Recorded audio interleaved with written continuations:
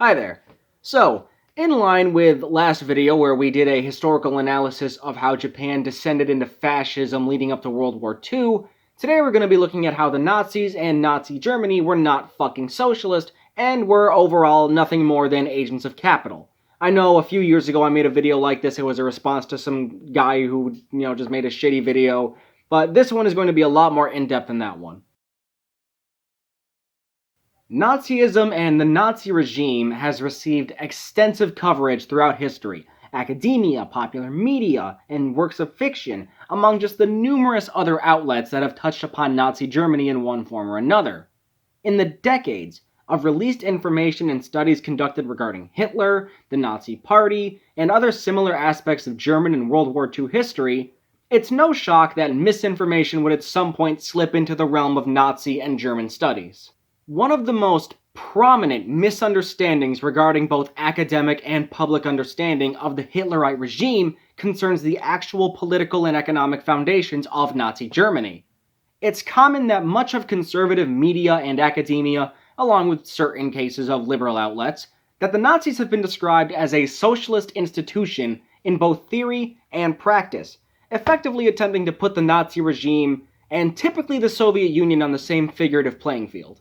The purpose of this video, of this research, is to counter such notions of the Nazi Party upholding itself as a socialist institution, through an analysis of Nazi economic policy, along with the relations between the Nazis and German organized labor. The claims of Nazism equating to actual socialism are aimed to be disproven and clarified on varying levels.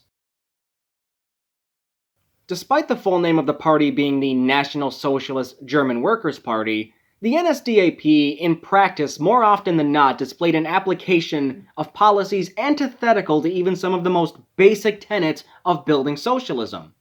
One of the most significant contradictions of National Socialism is the introduction of a concept that became far more popularized in the latter half of the 20th century: privatization of industry. As early as 1933, the NSDAP began discussing the prospects of privatization and subsequently began enacting such policies.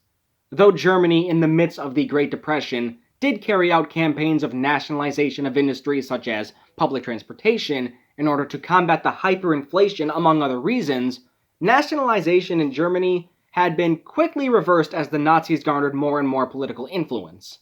The Nazis represented a great desire to place such industries as public transport, certain sections of manufacturing, and other key components of the German economy into the private sphere. In early 1934, Heinz Merzner, a contributor for the journal Der Deutsche Volkswirt, also known as the German Economist, spoke highly of the reprivatization of German public transport, proposing, and I quote, "the reprivatization of urban transportation, which after the period of inflation came under public control, especially in the hands of local governments." This account, among many others in German media at the time, supported the privatization of numerous sectors of industry. The process of privatizing the German economy encompassed 5 major players in the exposure of capitalism under the National Socialist banner: the railway industry, steelwork and mining, banking, shipbuilding, and the shipping lines. German capital under the Nazi government witnessed a rise unparalleled by even the United States and President FDR's New Deal from the early 30s onward. Most, if not all, of this capital increase stems from the Nazi usage of capitalist tactics and the preservation of private property. In each process of privatization, Nazi Germany received a hefty payday in the trading and sale of industry stocks. Despite co-opting leftist rhetoric in order to win favor with the working class in Germany, German capital benefited the most from NSDAP economic policy. German industry between 1931, the peak of Great Depression woes, and the German initiation of World War II saw industrial capital witness a steady increase, with capital returns increasing upwards of 20% within that time frame. In Germany between 1930 and 1933, the period of crystallization of Nazi dominance, the stock market witnessed a strengthened period, overtaking the stock market power of the UK and the United States for most of that 3-year period. As capital found more and more expansion, the working class felt the adverse effects of empowering capital. In mid-1935, it's understood that the cost of living in Germany had increased by 20%, while wages remained relatively stagnant, with over half of German workers receiving no more than 24 Reichsmarks per week. Nazi capitalism is further exemplified in the adherence to standard Western gender roles and the pursuit of imperial domination. NSDAP propaganda often detailed the necessity of Germany to regain their colonial dominance that was lost in the aftermath of World War I. Embracing the highest stage of capitalism, as Lenin called it, National Socialist imperial expansionism sought in simultaneous fashion the extension of Nazi hegemony and Nazi control over foreign natural resources. Coinciding with the demands for colonial restoration, the German fascists utilized propaganda detailing the abundance of wood and the potential of the timber industry through colonialist domination in the Central African country of Cameroon, further solidifying the white supremacist foundations of National Socialism and the capitalist contradictions within. The same outlet promoting Nazi colonialism presented the alignment of Nazism with male chauvinist capitalism, further exemplifying the truly capitalist foundation of so-called National Socialism. Nazi propaganda commonly exhibited support for the housewife image of womanhood, in conjunction with the Nazis providing significant focus on the role of men and men alone in the industrial sphere among other work.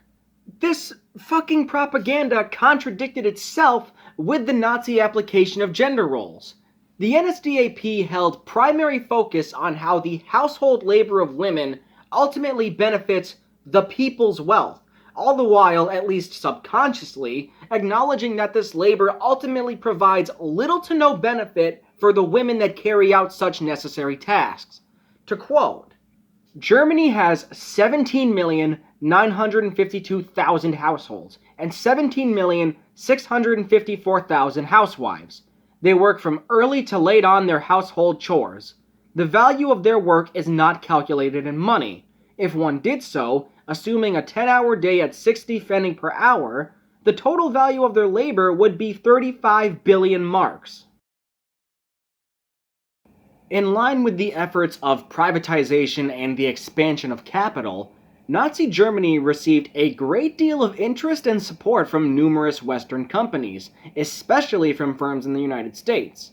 One of the most significant contributors to the Nazi effort came from one Henry Ford, a man synonymous not only with revolutionizing the auto industry in America, but also with raging anti-Semitism. Not only did Adolf Hitler consider Henry Ford to be one of his greatest inspirations and develop a cult of personality surrounding his image, in the early stages of World War II up to 1942, Ford and General Motors provided both direct technological support and provided the Third Reich with an ample amount of slave labor. Now, though Ford naturally denied his company's involvement in the Nazi war machine, claiming that he had lost control of the Ford/GM factories in Germany in 1941, it's shown that these industrial slaves were in Germany before the United States actually entered the war.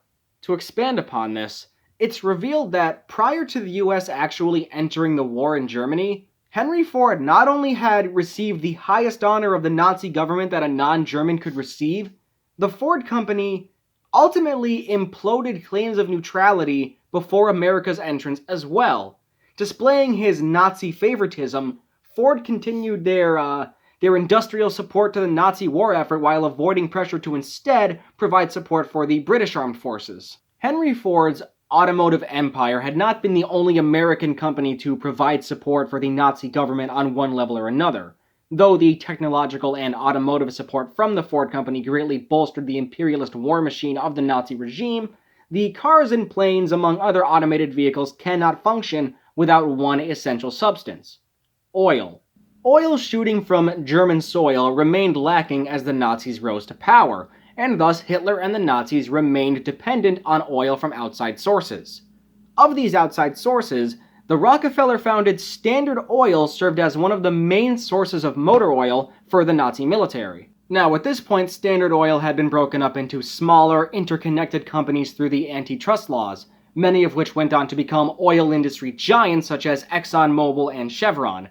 However, The antitrust laws did not prevent Standard Oil from becoming one of the most important factors in the rearmament and wartime development of German industry.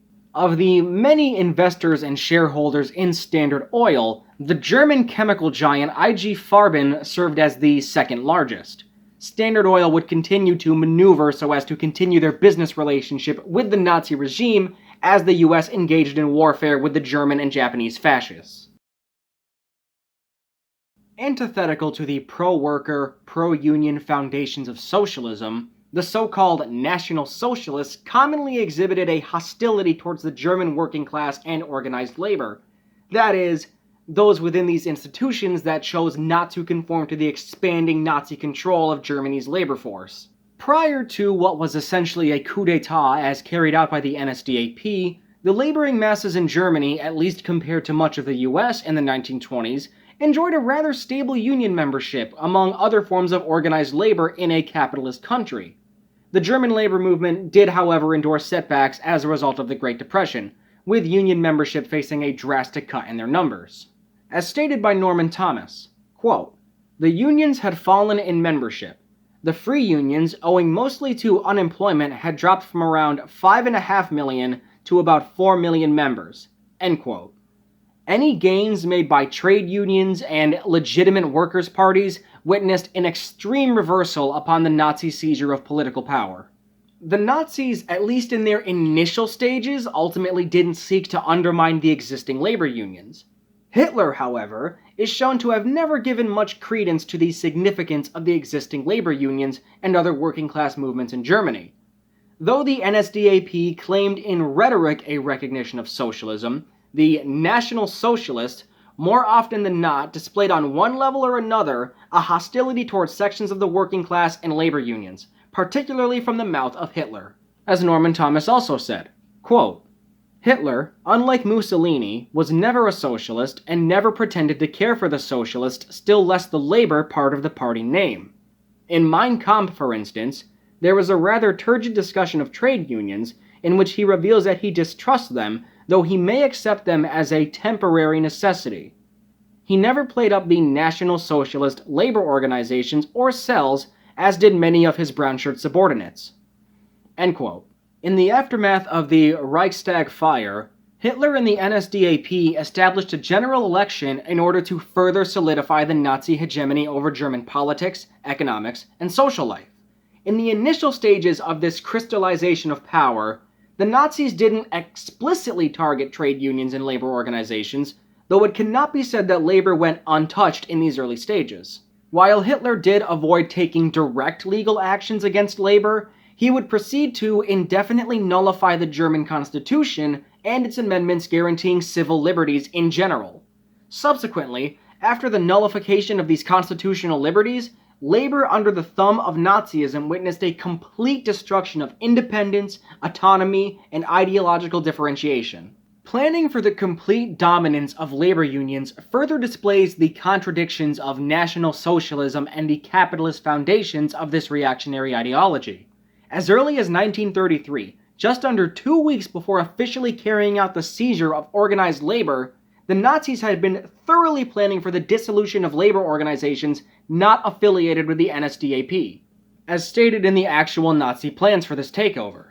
Quote, "The essential part of the operation is to be directed against the General German Trade Union Federation and the General Independent Employees Federation. Anything beyond that which concerns the free trade unions is left to the discretion of the Gauleiters. The Gauleiters are responsible for executing the coordination action in the individual areas. Those involved in the action should be members of the National Socialist Factory Cell Organization." End quote. Not long after the suspension of the Constitution, the NSDAP embarked on the complete absorption of the German labor movement. Effectively initiating a coup against the provisional labor organizations, the National Socialists organized and utilized their SS and SA factions as a means of enforcing the complete abolition of provisional labor and trade unions the day after the established holiday of German Labor Day on May 1st. German labor felt in increasing power the crushing hands of Nazi control. German fascism went into full throttle, enabling itself to garner extensive power over the working masses in Germany with the establishing of the Nazi-sanctioned German Labor Front. To quote an article from People's World, quote, "On May 2nd, 1933, Adolf Hitler's stormtroopers occupied all trade union headquarters across Germany, and union leaders were arrested and put in prison or concentration camps. Many were beaten and tortured. All of the union's funds, in other words, the workers' money, were confiscated. Former union officials were put on blacklists, preventing them from finding work." End quote. In line with both the hegemonic power of German fascism and the weakening of the labor movement as a result of the global Great Depression, this monopolization and what was ultimately the destruction of German organized labor exemplifies the capitalist foundations of the Nazis and Nazi Germany. Nazi control over unions effectively abolished and nullified all gains made by the German labor movement up to the Hitlerite seizure of power. Collective bargaining, striking, and other such gains had disappeared in quick time. One of the primary motivations for German Nazi control over organized labor, is to combat the built-up influence of the Communist Party of Germany, the German Social Democrats, and other influential radical left/center-left organizations and parties.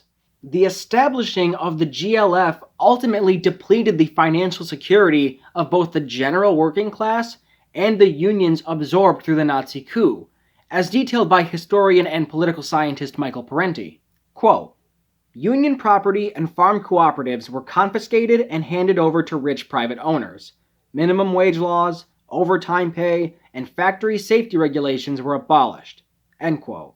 Despite the name of the party, taxation under the Nazis became formulated in favor of the big business capitalist class that stood together with the Nazi party, with the workers taking the brunt of taxation and the German bourgeoisie seeing certain taxes abolished altogether. Studying the capitalist contradictions built within the foundation of National Socialism is a field that can be and has been discussed in a wide array of books, articles, and several other academic and popular means of research.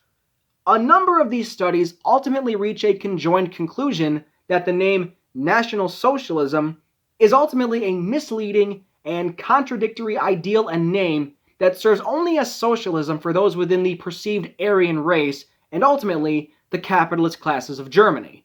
Although this study in particular, does not reach completely into the realm of Hitlerite capitalism and the contradictory nature of fascism, the privatization of essential infrastructure and the collaboration of Nazi Germany with both internal and foreign capital exhibits in explicit fashion the true practice and philosophy of the National Socialist German Workers' Party: white supremacy and patriarchal capitalism. So there we have it. Nazis are not fucking socialists. I didn't even really need to go into how the communists were some of the first victims of the concentration camps, because that kind of also covers, labor unions and whatnot. But anywho, I would like this video to serve as an educational tool for anybody who wants to try to put the Soviet Union and Nazi Germany on the same playing field. You need some fucking education. As always, if you want to read further, I will have all of my sources in the description. And I think that's about it. If you enjoyed this video, like, comment, share, all that kind of shit. And that's about it. My name is Jymee. Thank you for watching.